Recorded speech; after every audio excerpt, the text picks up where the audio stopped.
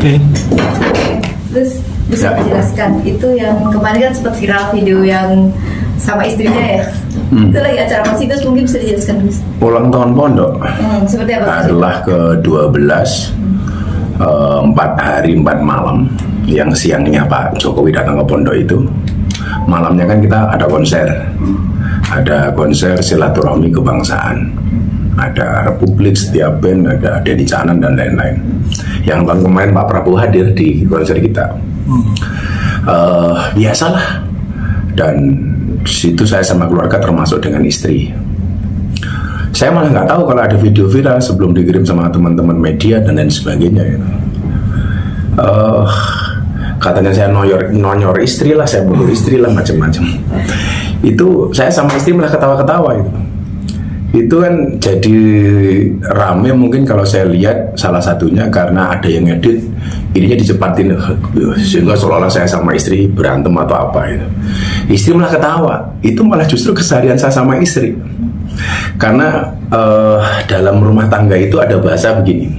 Suami yang baik itu karakternya adalah dohukan idza walaj, sikitan idza kharaj. Jadi suami yang baik itu adalah ketika di rumah, ketika sama istri dia menjadi penghibur terbaik untuk istrinya. Tapi ketika di luar dia nggak akan ngomong soal rumah tangga. Makanya saya tuh sama istri malah lebih banyak guyonnya, di rumah itu nggak ada seriusnya. Jadi itu satu hal yang bagi saya sama istri itu ya hampir setiap hari guyonnya seperti itu. Apalagi kalau udah masuk kamar, nggak ada serius-serius sama sekali. Istri lagi tidur, kadang-kadang masukin selimut, kan berdua, itu biasa itu. Dan bagi kami ya memang rumah tangga saya seperti itu. Sehingga kalau di framing ini saya kasar sama istri dan sebagainya, istri malah ketawa-ketawa itu loh. Apalagi komentarnya itu mesti Gus Miftah pakai narkoba katanya. Komentarnya kan gila-gila menurut itu. Ini Gus Miftah pakai narkoba dan sebagainya. Ya kita mungkin orang sudah apa namanya rindu kali. Sudah lama saya nggak dibully orang. Itu. Tapi merasa terganggu nggak dengan itu, kaget atau gimana gitu? Terganggu sih kalau saya enggak, karena kan kita sudah hafal dan sudah terbiasa. Kalau teman-teman media lihat kan saya orang yang sudah sangat hafal dengan framing media apapun itu loh. Cuman itu tadi, ini saya kasihan saja dengan orang-orang yang memframing itu gitu loh.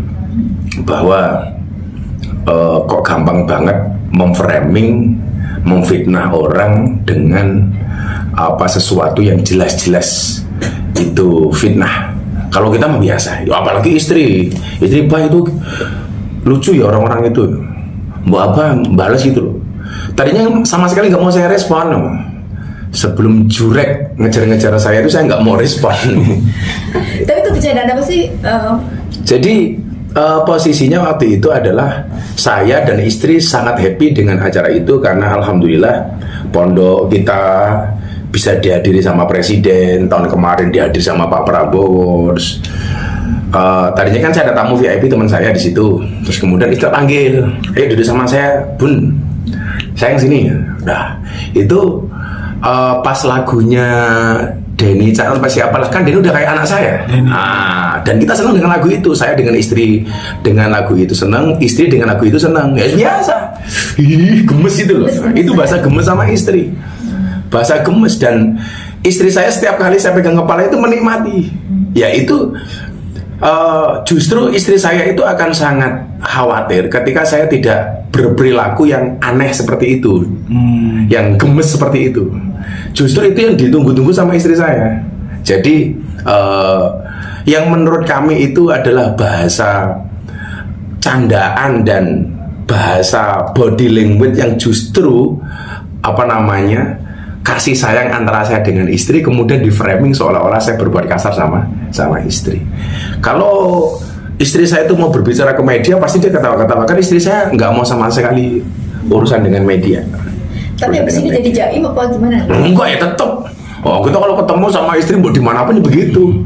Dan saya begitu di depan umum pas pengajian aja sering di pondok. Biasa ya? Biasa itu loh. Kalau kemudian Jadi itu di framing seperti itu, mungkin ya saya mau dikasih rezeki yang lebih bagus oleh Allah. Rezeki nikmat yang lain yang lebih bagus lah, mudah-mudahan saja. Abah, kalau terkait dengan netizen bilang mencangkut pautkan kejadian tersebut dengan Fufu Fafa, itu gimana tuh Abah? Lah apa hubungannya? Kan jauh banget gitu. Apa hubungannya dengan Fufu Fafa? Walaupun ada yang WA saya begini, ya ada yang temannya Japri begini.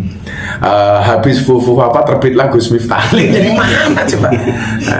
Ada lagi yang bilang, wah ini jelas mengalihkan isu dari Fufu Fafa supaya hilang jadi beritanya Gus Miftah. Waduh, jauh banget toh. Apa coba hubungannya? Jangan Fufu Fafa dengan Miftah ini.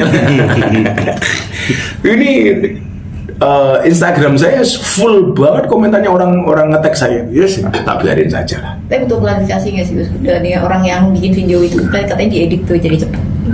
Kalau video aslinya kan ya biasa tadi gemes sama istri. Gimana coba kalau kalian menggambarkan rasa gemes sama pasangan itu seperti apa coba? Ya kan apa namanya? Itu ekspresi. Dan istri saya setelah itu di rumah mau pulang ke rumah karena kita selesai atau gini-gini lagi di jalan di mobil. Biasalah. Jadi ini ya, ini karakter suami yang baik itu dalam agama karakternya adalah dohukan idawala. Jadi ketika dia di hadapan istrinya dia menjadi pelawak terbaik, menjadi penghibur terbaik. Tetapi ketika di luar dia menjadi sikitan ida kharaj. Dia menjadi jaim ketika di luar. Lah kita tuh kadang-kadang lucunya di mana? Kadang-kadang dengan istrinya orang lain kita bisa bercanda. Tapi kalau dengan istri kita malah kadang-kadang kita banyak cemberutnya. Ini malah aneh itu. Ini karakter yang salah.